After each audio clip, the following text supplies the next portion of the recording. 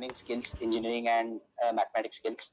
Also, you need to have some sort of a niche, right? I mean, see, if I know how to analyze credit card transactions, but the company is actually operating in e-commerce, right? I'll be virtually useless to them.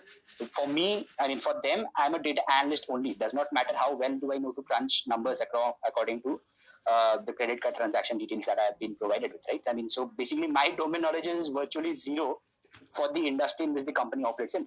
So for that company, I'll be a data analyst.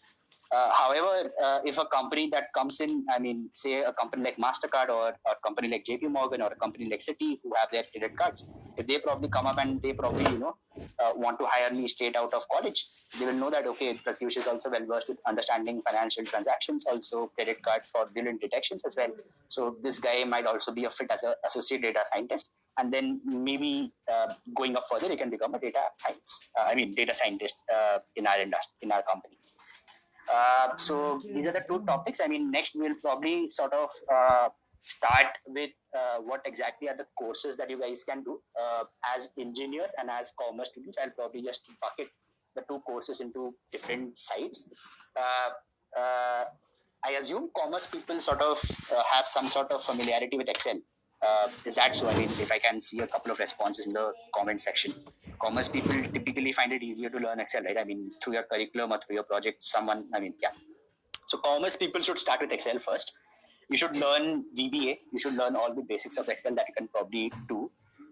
There are a lot of YouTube tutorials. It's not difficult to find a particular material, and it will probably require so commerce basically also includes economic students. So by commerce, I typically mean non-STEM majors. So STEM is basically science, technology, engineering, and mathematics. So if you're not belonging to a STEM graduate, this particular path will be very appropriate for everyone.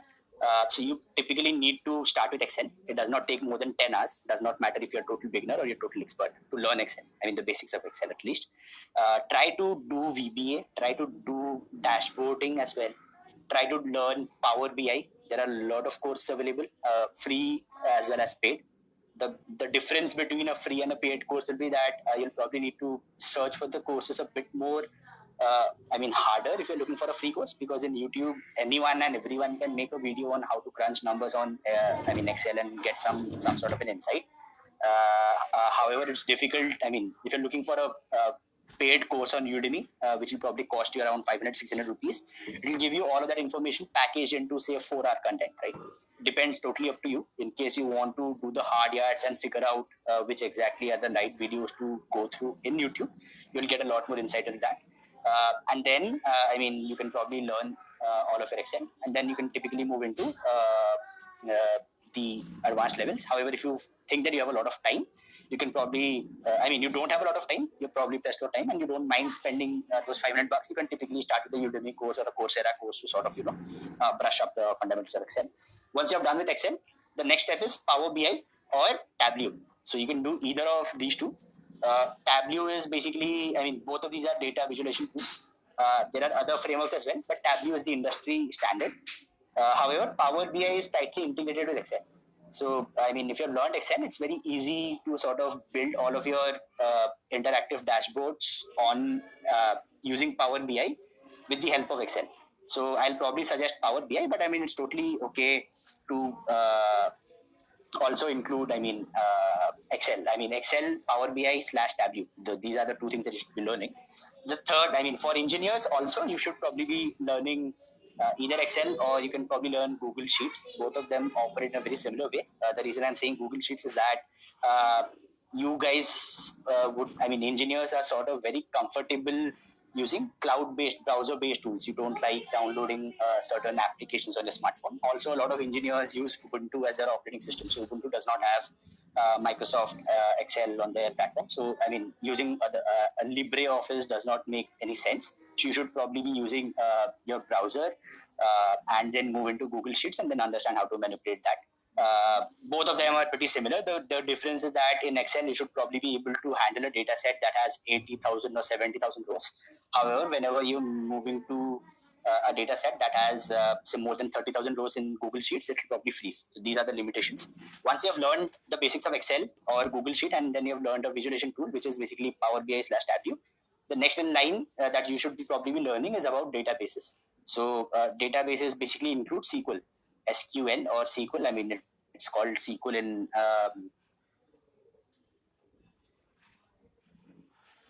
uh, and there are a lot of resources to learn SQL, and it should not take more than a day. So you should probably spend ideally 12 hours learning the basics of Excel, 3 to 4 hours learning the basics of a visualization tool like Tableau or Power BI, and another day to learn SQL. And I mean, SQL is also same for engineers. Then comes the part where you need to actually make a trade-off, where exactly, I mean, engineers sort of prefer Python or R, or firms is that, I mean, R is a very strong statistical technique. So R has very strong libraries inbuilt where you can probably play around and get significant faster results. So if you're, say, manipulating 80,000 rows with 10,000 columns, which basically leads up to 8 lakh total data points, manipulating all of that in R will take way lesser time than compared to Python. However, Python is very easy to learn. Python is a very high level language. Hence, I mean, I recommend every non-STEM guy to at least start with Python. More so if you're, I mean, if Python is the first programming language you're learning ever. So I started with Python, but I happen to know R as well. So I mean, it's a good add-on to know both. However, if you just have the time or the bandwidth or the interest to just learn one language, I'll probably recommend Python because Python is the industry standard now. Most of the world real world applications sort of run in Python. So that's totally okay. In Python, you do not learn everything. There are certain specific things that you need to learn for Python actually. So I mean, one of them is NumPy, one of them is Pandas, one of them is Matplotlib. That is basically a data visualization library, and then scikit-learn. So I mean, in case Nipun, can you sort of write this in the comment or maybe some sort of a documentation of this actually be useful for everyone. Yeah, Pratyush, can you repeat the Python? Yes, yes. So there are four libraries that you sort of need to understand for Python. Number one is NumPy, NUMPY. I'll do it. I'll probably type it out myself. Right? That will be easier. NumPy.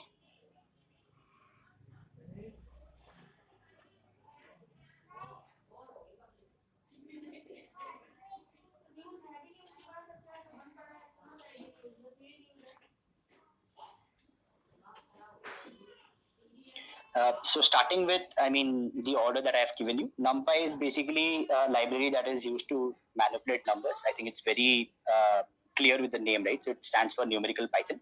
The second library is Pandas. So Pandas is basically used to manipulate data sets. I mean, I want to say add a column at the 17th row uh, with these certain data values, right? So pandas actually will help me do that. So NumPy is basically for maths. Panda is for handling large data sets. Matplotlib is basically a data visualization library. All that you learned, in Tableau or Power BI will actually be useful to create front-end dashboards within Python, within the environment of Python, not required to move outside. And the fourth is scikit-learn. So I mean, sklearn stands for scikit-learn. So sklearn is basically the machine learning library. So ideally, if you're a non-STEM graduate or you're looking for a data science or a data analyst profile, right? You're not supposed to understand what exactly the machine learning algorithms do. What you need to understand is the input. A certain kind of input into the library gives you a certain kind of output, right? So there are ample, I mean, algorithms that are available for you to learn, and each of these algorithms is backed with a lot of mathematics, right? So as someone who just wants to be a data scientist, not a machine learning researcher or an AI engineer in general, you're not supposed to understand how the algorithm was coded. It's totally okay for you to just understand if I'm feeding input A into an algorithm B, I should be getting an output C.